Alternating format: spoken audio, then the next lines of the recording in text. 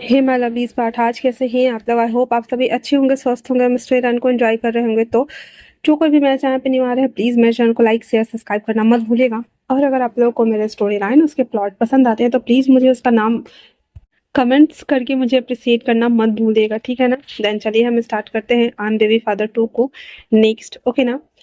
जहाँ हमने last part में देखा कि किस तरीके से जो विंग है वो जियांग यू के सामने में आके खड़ी हो गई थी। उसने अपनी मॉम को चैलेंज किया था कि अगर उसे उसका ओमेगा बेटा चाहिए तो फिर उसे उसकी डेड बॉडी ले जाए, क्योंकि ये अपनी फैमिली को छोड़कर तो बिल्कुल भी नहीं जाएगा। वांग जी जो कि कार में था और लोग उसे बुलेट्स निकालने में लगे हुए थे, लेकिन वांग जी बौखलाते हुए कहता छोड़ो मुझे, मैंने कहा छोड़ो मुझे, विंग को लेकर आना है। इतना बोल करके वो भागने को ही होता है। वहीं दूसरी तरफ बुलेट्स चल जाती हवा में और वांग जी कहता है नो नो विंग। इतना बोलकर जब वो बाहर आते हैं तो देखते हैं कि बुलेट्स ना हवा में फायर हुई थी। उसकी मॉम कहती है आखिर क्यों कर रहे हो, तुम्हें आने में क्या प्रॉब्लम है? विंग कहता है अगर एक माँ बुलाती तो आ जाता, बट एक लालची औरत जो मुझे अपने फायदे के लिए यूज करना चाहती है और बेचना चाहती है अपने दूसरे बेटे के हाथों, उस औरत के घर मुझे नहीं जाना। सबसे बुरी बात क्या है मॉम, कि आपने मुझे जन्म दिया जो कि नहीं देना चाहिए था। इतना बोलकर अब वो ऐसे ना मतलब गुस्से में ना उसे छोड़कर कहता है मैं जा रहा हूँ, अगर आपको मुझे ले जाना है तो फिर मेरी बॉडी को लेके जाइए, क्योंकि मैं जिंदा तो नहीं जाऊंगी। इतना बोल विंग ने वापस टॉन होते हुए जाने लगता है। विंग उसे देखता है और कहता है मॉम आई एम सॉरी, अलविदा। इतना बोल करके वो वांगजी की तरफ बढ़ जाता है। जियांग यू जो कि जिसको हार बिल्कुल पसंद नहीं था, किसी ने बोला था कि वांगजी भी प्रिंस था, हाँ। जियांग जिंग और जियांग फैमिली अदर स्टेट के प्रिंस थे, ये लोग अदर स्टेट के प्रिंस थे। चाइना में दो डायमेंशियन यूज करता, साउथर्न और नॉर्थर्न। उसके बाद ताओइस्ट, बहुत सारे डायमेंशियन है उधर। डायमेंशन बोल रहे हैं, रेसिडेंस रेसिडेंस है, ठीक है। जहाँ पे साउथर्न होता है, नॉर्थर्न होता है। तो जो वांगजी की फैमिली थी उसके अंकल जो थे वो साउथर्न टाइप्स के थे, जिससे ताओवादी लोग आते हैं, और ये लोग नॉर्थर्न साइड से थे। तो दो यहाँ पे जियांगचिंग प्रिंस है क्योंकि उसकी मॉम क्यून है और प्रिंसेस थी, क्योंकि उसकी मम्मा जो थी मतलब कि इसकी नानी वगैरह जो थे वो लोग थे, ना कि जियांग फिमियांग। जियांग फिमियांग एज अ बिजनेसमैन ही है। तो दोनों अलग अलग स्टेट के मतलब ये है प्रिंस है, ठीक है। तो वो वहां से जा रहा होता है, जियांग ये गुस्से के मारे में सारा बुलेट्स ना हवा में फायर कर देती, क्योंकि उसे हारना बिल्कुल पसंद नहीं था। वांग जी नीचे उतरा हुआ था और विंग को देख रहा था। विंग उसके पास आता और गले लगते हुए कहता है विंग। विंग कहता है चलो चलते हैं। इतना बोलकर जैसे ही जाने को होता है तभी जियांगचिंग कहता है मैं इतने आसानी से हार नहीं मानने वाला हूँ। वो ना लड़खड़ाते हुए सोते हुए जैसे गन्स चलाने वाला होता है, कैल्विन वापस से गन शूट करता है। एक तो उसके हाथ में लगती है, हाथ को छूते हुए सीधे कार में जाके लगती है और उस कार को ना आग लग जाती है। वहां पे उसकी मॉम खड़ी थी और वो जलना स्टार्ट कर देती है। जियांगचिंग चिल्लाते हुए कहता mom mom mom mom. Wing कहता है डॉक्टर होने के नाते मैं इन्हें मरने नहीं दे सकता, इसलिए रुको। एम्बुलेंस को कॉल कर देता है। एंथन कहता है अब चलो, क्योंकि हाँ भले ही वो लोग हमारे दुश्मन हो सकते हैं पर इंसानियत होने के नाते हम ऐसा नहीं कर सकते है ना। इतना बोलने के साथ ही वो लोग उसमें बैठ जाते हैं। कंपाउंडर और डॉक्टर को बोलता है वांगजी का बुलेट निकालने के लिए। विंग वहीं पे बैठा हुआ था। वो कारों का काफिला वापस से वहां से निकल जाता है। वहां तक जब तक आधा आधा तक कैल्विन और वांगजी दोनों बेहोश हो चुके थे। हालांकि विंग के बॉडी के ऊपर भी ज्यादा असर कर रहा था, लेकिन वो अपने आप को संभालना चाहता था, क्योंकि उसका अल्फा रेन रेन और कैल्विन सब बेहोश पड़े हुए थे। पूरा सेटअप कर लेने के बाद वांगजी खुद से कैल्विन को और वांगजी दोनों को चेक करके दवाई वगैरह इंजेक्शन लगाने के साथ ही एक ही रूम में रखा हुआ था दोनों को। वहीं दूसरी तरफ जो हम कह सकते हैं रेनन थी, वो क्रिस को उसे बोल देता है देखने के लिए। अब हालांकि रेनन की बॉडी स्टेबल थी, पर वही था कि थोड़ी बहुत हल्की सांसें जा रही थी। वो डूब मतलब डीप लूप में ना जाके फंस चुकी थी, जहाँ पे उसे बचपन से जो टॉर्चर वगैरह मिला था, फैमिली के साथ जो उसने स्ट्रगल किया था, तो उसी जोन में फंसी हुई थी जहाँ पे क्रिस उसे संभाल रहा होता है। स्नाया आयजा और हीवान को संभाल रही होती है ताकि वो उन लोगों को कंफर्ट करा सके। वहीं दूसरी तरफ जो हमारे विंग था ना, वो नहाने के लिए जाता है। बैंडेज पूरा चेंज करता है क्योंकि पूरा बॉडी ना ब्लडी ब्लडी हो गया था। वो अपने मन में सोचता है कैसा जीवन है मेरा। स्टार्टिंग से देखा जाए तो मैंने हर चीज के लिए स्ट्रगल ही किया है। स्टार्टिंग में मैंने जिंदा रहने के लिए स्ट्रगल किया, फिर पढ़ाई के लिए स्ट्रगल किया, शादी हुई नहीं और अल्फा के साथ में स्ट्रगल किया, फिर हीलर बनने के लिए स्ट्रगल किया, जब हीलर बन गया तो अपनी प्रॉब्लम की वजह से स्ट्रगल किया, और आज जिसने मुझे जन्म दिया उसकी वजह से मैंने स्ट्रगल किया। इतना बोलकर जो वो नीचे आता है, टीवी ऑन करता है।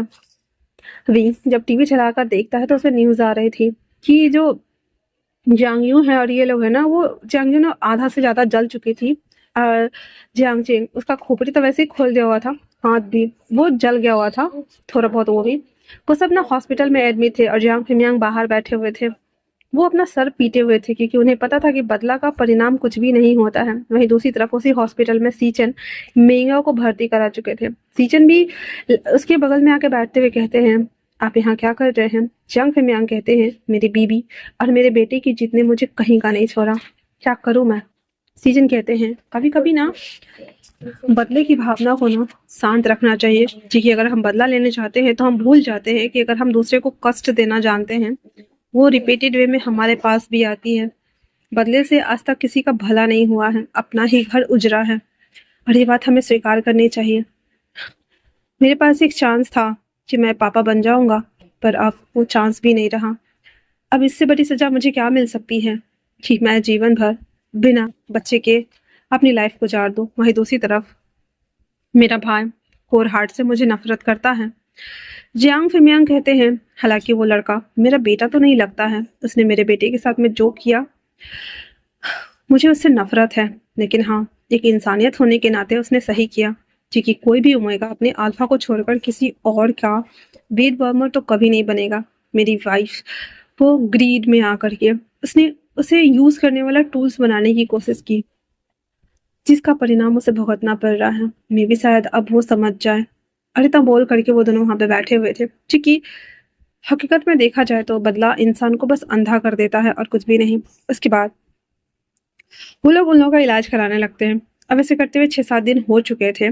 कैल्विन को भी होश आ गया था और वांगजी भी होश में आ गया था, जहाँ पे स्नाया और विंग उसका ख्याल रख रहे होते, उन्हें सूप पिलाना, दवाई दिलाना, ये सब कुछ करना। रिनन भी धीरे धीरे ठीक हो रही थी, क्योंकि विंग ने कहा था वो मेंटली ट्रॉमेटाइज्ड है, उसे वापस लाइए उस जोन से, क्योंकि वो बिल्कुल ठीक है, बस उस लूप से बाहर नहीं निकल रही है। तो क्रिस भी उससे बातें बातें करने लगा था। यहाँ पे जो उसका बिजनेस जो कुछ भी था वो सब फिलहाल से कार्लोस और रोज के भरोसे ही चल रहा था, क्योंकि क्रिस 24 घंटा वांगजी के साथ रहता था, तो ऑफिस संभालने के लिए कोई तो होना चाहिए ना। सीचन भी हॉस्पिटल में थे, तो उसका जो सेक्रेटरी था ले ले, वो भी देख रहा था। तो सेक्रेटरी ले ले, रोज, कार्लोस, ये तीनों मिलकर के लैंस कॉर्पोरेशन को हैंडल कर रहे होते हैं, और बाकी सब अपने अपनी प्रॉब्लम्स में घिरे हुए थे। अभी कैल्विन को दूसरे रूम में शिफ्ट कर दिया गया था, जहाँ पे आयजा खेलते खेलते उसके पास बैठी हुई थी, जहाँ पे कैल्विन उसके बालों को टच करते हुए बेबी डॉल बोल रहा था बेबी को। सनाया उसके सीने पे सर रखे हुए कहती है, तुम्हें पता है मैं कितना ज्यादा डर गई थी, मुझे लगा मैं ना अपने मास्टर शेफ को कभी देख ही नहीं पाऊंगी। कैल्विन हंसते हुए कहता है, तुम्हें बस मास्टर शेफ याद था, मैं तुम्हारा हस्बैंड हूँ, तुम भूल गई हो क्या? सनाया रोने लगती और कहती है, तुम बहुत बुरे हो कैल्विन, तुमने ऐसा कैसे सोच लिया कि तुम मुझे छोड़ के जा सकते हो? कैल्विन कहता है, तुमसे किसने कहा कि मैं तुम्हें छोड़ के जा रहा था? हाँ, कुछ दिन के लिए बेड रेस्ट पे चला गया था, इतने में तुम्हारा ये हाल हो गया। तुम तो मुझसे हमेशा लड़ते रहती हो ना। तो स्नेहा कहती है, हाँ तो लड़ने के लिए कोई और लेके आओ क्या? इस पे कैल्विन हंसने लगता है, कहता है, बेबी डॉल, मैं तुम्हें छोड़ के कभी नहीं जाऊंगा, क्योंकि दुनिया की सबसे बड़ी कमजोरी सिर्फ और सिर्फ तुम हो। इतना बोलकर उसे वापस से ले लेता है। तो सनाया मुंह बनाते हुए, आयजा आयजा, अच्छा तो ये बेबी डॉल है, तो फिर मैं कौन हूँ? कैल्विन और सनाया दोनों हंसने लगते, कहते, तुम बेबी डॉल हो, छोटी सी बेबी डॉल हो। फिर उसको भी लेकर के पुल्हा रहा होता है। बच्चे थोड़ी मानते हैं यार, बच्चे अलग ही लेवल के होते हैं। वही दूसरी तरफ विंग वांगजी के पास बैठा हुआ था। हिवान उसके पास बैठते हुए कहता, dad I am so glad कि आप हमारे सामने हैं, हमें लगा हमने आपको खो दिया। हिवान ना बहुत समझदार बच्चा था। वांगजी से कहता है, और मुझे खुशी है कि तुमने उस पल में भी बहुत हिम्मत से काम लिया और अपने डैड के ऊपर भरोसा रखा। हिवान कहता है, आई नो डैड, वक्त और हालात कभी कभी बहुत बुरे हो जाते हैं, इंसानों की फितरत बदल जाती है, पर इंसान सिर्फ अपने फायदे के लिए जीता है। मैं समझ गया हूँ, आप मॉम को पाना चाहते थे तो आपका रास्ता गलत था, पर इंटेंशन बिल्कुल सही था, इसलिए मैं आपके साथ था, क्योंकि मुझे यकीन था कि आप मॉम को दोबारा ले आएंगे, है ना? ये सुनकर वांगजी की आंखों में आंसू आ गया था, वो उसे गले लगा लेता है, जहाँ पे बेचारा फिर से वांगजी बी लाइक आउच। हिवान कहता है, I am so sorry dad. फिर वो कहता है, ठीक है। वो कहता है, मैं नीचे जा कर के आपके लिए खाने के लिए कुछ लेके आऊँ? इस पे वो कहता है युवान इतना बड़ा था कि वो मतलब इलेक्ट्रिक गैस चला सकता था, दैट्स व्हाई। कहता ठीक है, मैं आपके लिए थोड़ा-सा गर्म पानी लेकर आता हूँ, आपको अच्छा लगेगा। इतना बोलकर वो नीचे चला जाता है क्योंकि उसे थोड़ा-सा स्पेस देना था अपनी मम्मा को। तो विंग उसे देखते हुए कहता है, हमारा बेटा बड़ा हो रहा है ना? वांग जी कहता है, हाँ। ये सब कुछ ऐसा लग रहा है जैसे कि कल की बात हो जब मैं तुमसे मिला, पर देखो हमारा बेटा कितना बड़ा हो गया है विंग। विंग कहता है, हाँ, अल्फा, मैं तो डर गया था। वांग जी कहता है, ऐसे कैसे? तुम्हें पाने के लिए मैंने इतनी शिद्दत से कायनात से मांगा है तुम्हें, ताकि मैं तुम्हें दोबारा खो दूं। तुमसे मैं 7 साल दूर रहा वही। इस 7 साल में तुम नहीं जानते मेरे साथ कितना कुछ हुआ है। मैं मर के लौटा और मैं अब तुम्हें नहीं खो सकता। इतना बोलकर उसे गले लगाता है, उसके फोरहेड पे किस करता और कहता है, अब जो भी हो हम यही रहेंगे हमेशा के लिए। तो विंग कहता है, और बिजनेस? कहता है, बिजनेस वगैरह सब हम यही से कर लेंगे, ओके ना? और तुम्हें कुछ भी करने की जरूरत नहीं है, ना ही स्नाया को। जब कुछ सब कुछ सही नहीं हो जाता तुम दोनों यहीं पे रहने वाले हो। तो वो कहता है, क्यों नहीं हम यहाँ से जर्मनी वापस चले? तो वांग जी कहता है, ये भी ख्याल ठीक है, हम ठीक हो जाते हैं, हम दोबारा से जर्मनी चले जाएंगे, हम वहीं पे सारा सेटअप करेंगे एंड देन वहीं सेटल हो जाएंगे। विंग खुश हो गया था। युवान ला करके उसे रख देता है। उसके बाद वो उस कॉफी को पीता है। सब कुछ अच्छा चल रहा था। धीरे धीरे करके ये लोग रिकवर होना स्टार्ट हो गए थे। क्रिस ने वांग जी से बात की थी। फिर वांग जी ने डिस्कस किया कि वो सारा बिजनेस सेटअप ना जर्मनी शिफ्ट तो नहीं कर सकता क्योंकि यहाँ पे भी एक ब्रांच उसको रखना पड़ेगा, लेकिन वहाँ पे नया स्टार्टअप कर सकता है। थोड़ा टाइम लगेगा बट वो कर लेगा। इसके लिए वो उसे ज़मीन वगैरह दे ढूंढने और ऑफिस खड़ा करने के लिए और वहाँ के लोगों से बात करने के लिए क्रिस को बोलता है। इसकी मदद रोज करने वाली थी। वहीं दूसरी तरफ कैल्विन भी खुश था कि वांग जी उसके साथ वापस जाने वाला है। वांग जी वहाँ पे अपने लिए पहले तो एक विला बुक करता है जो कि उसका होने वाला था। कैल्विन भी अपनी बेबी के लिए, क्योंकि वो पहले विंग की वजह से एक साथ घर में रहते थे, तो वो भी एक विला बुक करता है और जो कि विला आसपास ही था दोनों का। तो वो दोनों भी बुक करते हैं। देन वहाँ से वो लोग सब कुछ लेकर के फाइनली 1.5 मंथ बाद जर्मनी के लिए रिटर्न चले जाते हैं। यहाँ का सारा प्रॉपर्टी बेचने के बाद वो लोग जर्मनी शिफ्ट हो चुके थे। वहीं दूसरी तरफ उसकी जो वाइफ थी जियांग, वो अभी भी जली हुई थी, तो उसका ट्रीटमेंट चल रहा था। उसका फेस चल गया था, आधा पूरा बॉडी चल गया था। जियांग छिंग जो कि कोमा में चला गया हुआ था, मरा नहीं था, और उसकी नसें ना पूरी तार-वार हिल गई थी। उसे बार-बार झटके लगते थे, शॉक लगता था उसे। वो बहुत ज़्यादा मतलब कह सकते हैं कि खुद एक नर्वस सिस्टम का डॉक्टर होकर के आज उसकी नर्वस सिस्टम की ऐसी की तैसी हो रखी थी।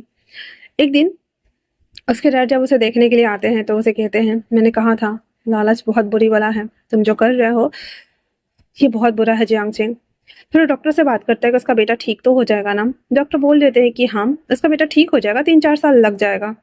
उसके बाद वो कहता है कि इनका फॉर्मूला जो इन्होंने बनाया हुआ था वो काफ़ी कारगर है, हम वही यूज़ कर रहे हैं और ये धीरे धीरे रिकवर भी हो रहे हैं। जियांग फिर मियांग ठीक है बोल करके बाहर आ जाते हैं क्योंकि अब हॉस्पिटल में उन दोनों का ट्रीटमेंट हो रहा था, तो इस चक्कर में वो बिजनेस ड्रॉप आउट नहीं कर सकते थे। वहीं सीचन, उसे जब पता चलता है कि उसका भाई कंपनी और सब कुछ को डिवाइड कर चुका है एंड देन वो यहाँ से जा चुका है जर्मनी, और ये बात सीचन को पता थी। वो सब कुछ यहाँ से सेटिंग हटा रहा था।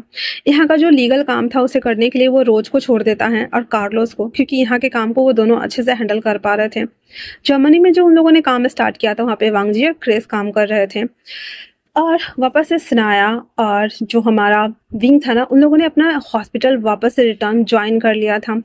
और कैल्विन आज मास्टर शेफ था क्योंकि वहाँ पे उसका खुद का अपना रेस्टोरेंट था, तो उन्होंने अपने रेस्टोरेंट में वापस से काम करने लगे थे। एक दो बंदे उनको ऐसे इटली से या ऑस्ट्रेलिया से आते रहते थे टपकाने के लिए, पर ये तो उसका अब तो रोज का गाजर मूली जैसा हो गया था, क्योंकि माफिया भले अपना ऑक्यूपेशन बदल दे बट वो होता है ना पीछाने छरबो टाइप्स, तो पीछाने छरबो टाइप्स लोग आते रहते हैं, तो वो उसे निपटता रहता था। धीरे धीरे करके वक्त बीत गया था, पूरे 1.5 साल हो चुके थे, और जियांग्यो अपने फेस को ना मिरर में देखते हुए कहती है, बींग मैं तुम्हें नहीं छोड़ने वाली हूँ। फिमियांग आते हैं, मिरर को फेंकते हुए कहते हैं, अगर अब भी तुम बदला लेना चाहती हो, हमारा बेटा जो कि बस ठीक होना ही शुरू हुआ है उसे तुम मार डालोगी, क्योंकि मैं नहीं चाहता कि मेरे खानदान का इकलौता वारिस का चिराग बुझ जाए। अगर तुम बदला लेने के लिए हो तो तुम मुझे डिवोर्स दो और यहाँ से जा सकती हो। जियांग्यो कहती है, बट हम तो। फिमियांग एक थप्पड़ लगाते कहते, चुपचाप से घर जाओ, अपना काम संभालो और वही करो, क्योंकि तुम ये सब नहीं कर सकती हो। ऑलरेडी तुम्हारी वजह से इतना तमाशा हो चुका है, तुम्हारी ऐसी हालत हो गई है। जब ऐसा था ना तो तुम्हें ये वन नाइट स्टैंड करना ही नहीं चाहिए था। अब मुझे तुम्हें सच पे गुस्सा आ रहा ही हो, और अगर दोबारा तुमने ऐसा कुछ करने के बारे में सोचा तो मुझे डिवोर्स दो और यहाँ से जा सकती हो मेरे बेटे को छोड़कर। जियांग कहती है पर हनी। फिर मियांग कहते हैं अगर तुम्हें बदला लेना है तो मैं तुम्हें चाइना छोड़कर कभी जाने ही नहीं दूंगा। जियांग समझ गई थी कि विंग चाइना में नहीं है, और जियांग मियांग ने उसके पासपोर्ट वीजा सब कुछ को रद्द कर दिया था। मतलब वो जब कहीं जा सकती थी जब उसके हस्बैंड उसे लेकर जा सकते हैं, वो दोबारा कहीं पे भी नहीं जा सकती थी। और इधर सीचैन याओ जो कि अब एकदम ज्यादा शांत हो गया था। अब उसे पता चल गया था कि उसके पास जो चांस था बेबी देने का, वो चांस भी वो खो चुका है। इसलिए सीजन जब भी उसके पास जाने की कोशिश करता, मिंगियो बहुत ज्यादा इरिटेट हो जाता, फ्रस्ट्रेट होता, क्योंकि वो बहुत ज्यादा चिढ़ा हुआ था। अगर आपके अंदर गुस्सा, जेलसी, एंजाइटी इशू हो तो वो बहुत ज्यादा क्रोध का रूप लेती है। मिंगियो उसके दिमाग में बैठ गया था कि उसके पास चांस तो था, पर विंग की वजह से फिर से वो चांस खो गया, और इस सबका जिम्मेदार वो विंग को मान रहा था। कुछ लोग होते हैं ना, आपकी अच्छाई देख कर ना उन्हें बर्दाश्त नहीं होता है, और ऐसे लोग आपसे ना बेवजह दुश्मनी निकालते रहते हैं। यही सेम हाल मिंगियो कर रहा था विंग के साथ में। सीजन उसके पास आते हुए कहता है और अगर तुमने ऐसे ही सब कुछ करता रहा ना तो मैं तुम्हें छोड़ दूंगा। मिंगियो के पास कोई ऑप्शन नहीं था, इसलिए वो रोते हुए कहता प्लीज सीजन मुझे छोड़कर मत जाओ। सीजन कहते हैं अगर तुम्हारा बिहेवियर अच्छा रहा तो मैं इस बारे में सोच सकता हूँ, क्योंकि मैं तंग आ गया हूँ तुम्हारे इस बिहेवियर से। तुम्हारी वजह से आज मैंने अपनी फैमिली खो दी, भाई खो दिया, पिता बनने का सपना खो दिया। अंकल मैंने सुना है कि वो ठीक हो गए हैं, हम उन्हें लाने के लिए जाएंगे। तो सीजन की बात सुनने के बाद मिंगियो हाँ में सर हिला देता है। उसके बाद वो हॉस्पिटल आता है जियांग फिमियान से मिलने के लिए, क्योंकि जिस टाइम पे वो आते थे उस टाइम पे वो आता है। जियांग फिमियान कहते हैं वो लोग ठीक हैं और तुम मेरे प्रोजेक्ट से आज़ाद हो। मैंने तुम्हें बांध के रखा था, जिस वजह से तुमने इतना सब कुछ किया। अगर तुम चाहो तो अपनी फैमिली को सिक्योर कर सकते हो, क्योंकि वो जर्मनी गया है। सीजन कहता है हाँ, पर वो मुझे माफ नहीं करेगा। तो कहता है उसका दिल बहुत बड़ा है, वो माफ कर देगा, और अगर हो सके तो मेरे लिए भी माफी मांग लेना। इतना बोलकर सीचन को वो आजाद करते हैं। फाइनली सीचन और मिंगिया जर्मनी आते हैं अंकल को लेने के लिए। उसी हॉस्पिटल में वो लोग काम कर रहे होते हैं और सनाया है उसका ट्रीटमेंट कर रही होती हैं। अंकल को नहीं पता था तब तक कि विंग यहाँ है। सीचन आते हैं और सारा चीज बता देते हैं उन्हें। अंकल को बहुत बुरा लग रहा था और मिंगिया पे वो गुस्सा भी करते हैं। वो फिर विंग को बुलाते हैं, जहाँ पे विंग वहाँ पे आता है, और उन लोगों की बातें सुनने के बाद जहाँ पे सीचन उससे माफी मांगता है। मिंगिया को विंग देखते हुए कहता है काका आपको गिल्ट फील होने की जरूरत नहीं है। अगर ऐसा है तो आप चाहे तो बच्चे को अडॉप्ट भी तो कर सकते हैं ना। पर मिंगिया जो कि उससे खुन्नस खाया ही था, वो उसे अपने हाथ को झटकार लेता है। बिंग कुछ नहीं कहता और सीजन से कहता काका मैंने आपको माफ किया। अंकल बिल्कुल ठीक है, एक एक मंथ पे आपको ट्रीटमेंट के लिए आते रहना होगा, आप चाहे तो उन्हें ले जा सकते हैं। अंकल विंग को देखते हुए कहते हैं अगर मैं उस दिन बेहोश ना हुआ होता और मैं हॉस्पिटल में ना होता तो मे भी शायद तुम्हारी लाइफ इतना ज्यादा यू टर्न नहीं लेता, है ना विंग। विंग कहता है अंकल आपके पास बस 3 साल और हैं, आप इंजॉय कीजिए, क्योंकि ये जिंदगी बहुत मुश्किल से मिलती है। हाँ बीच बीच में आते रहिएगा। इतना बोल विंग वहां से निकल जाता है और कहता है जिंदगी है ऐसे ही चलती है, उतार चढ़ाव आते रहते हैं, सुख और दुख दोनों आते रहते हैं। इसका ये मतलब नहीं है कि हम जीना छोड़ दें। फिर वो अपने काम पे लग गया था। एज यूजुअली देखा जाए तो सब कुछ ठीक हो ही चुका था। विंग जब घर आता है तो युवान थोड़ा सा पढ़ाई करते हुए कहता है, तो वो पढ़ाई कर रहा होता है। युवान उसके पास आते कहता मॉम आप आ गए। विंग कहता है उसका दीवान कहता है मॉम मैंने आज नई डिश बनाई है। वो उसे टेस्ट करता है, कहता काफी अच्छी है, वैसे तुम्हें साफी बनना है। इस पे विवान कहता है हालांकि मुझे बिजनेस भी संभालना है, पर मुझे खाना बनाना बहुत पसंद है। विंग हंसते हुए कहता है ये तो अच्छी बात है। थोड़ी देर में वांगजी भी आ जाता है और आते ही उसे हक कर लेता है और कहता है विंग क्या हो रहा है। विंग कहता है आज आपके बेटे ने फिर से नई डिश बनाई है। वांगजी जब उसे ट्राई करता है कहता थोड़ा सा स्वीट्स ज्यादा लग रहा है। हिवान मुंह बनाते कहता डैड काफी तो मेरी तारीफ कर दिया करो। वांगजी कहता मैं बस नुस्खा निकाल के बता रहा था कि तुम बराबर कर सको, ओके ना। हिवान हंसते हुए कहता आप दोनों अपना टाइम एंजॉय करो, मैं तो चला। फिर वांगजी से हक करते हुए कहता है तुम ठीक हो। विंग कहता है मैं ठीक हूँ। उसके बाद वो कहता है तुम्हें कैसा लग रहा है। विंग कहता है पूरे 1.5 साल हो गए हैं अभी भी यही सवाल, कैसा लग रहा है। मुझे अच्छा लग रहा है आपके साथ, और कैसा लग रहा है। वांगजी उसे किस करने लगा था।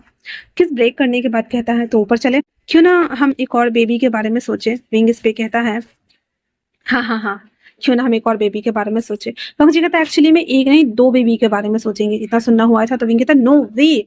वंग जी कहता है यस यस 2 बेबी। और इतना बोलने के साथ ही वो उसे ऊपर लेकर आता है, उसे किस करना स्टार्ट करता है एंड देन फिर उसे बेड पर ले जाकर मेस्ट करना स्टार्ट कर देता है। जब ये सब कुछ कर रहा होता है तो विंग ना ऐसे बेग करते हुए कहता है एक हमारा बेटा ऑलरेडी है, 2 बच्चे क्यों? वांग जी कहता है अब वो बड़ा हो गया है, खाना बनाता रहता है, क्यों ना उसे कंपनी दे दी जाए। तो कहता है इतने बड़े बच्चे को? कहता है हाँ बड़ा बच्चा है तो क्या हुआ, वो उसे कंपनी देगा ना। इतना बोल करके और उसके साथ इंटीमेट होना स्टार्ट हो जाता है। विंग बेचारा फिर से प्रेग्नेंट होने के कगार पे पहुंच गया था और वो सच में चाहता था कि हाँ उसके और बच्चे हो, और उसे हक करके वांग जी सोया हुआ था। तो आज के लिए इतना ही। कैसा लगा आप लोगों को मुझे कमेंट्स करके जरूर बताना। तो मिलते हैं नए चैप्टर में, तब तक के लिए थैंक्स फॉर वॉचिंग।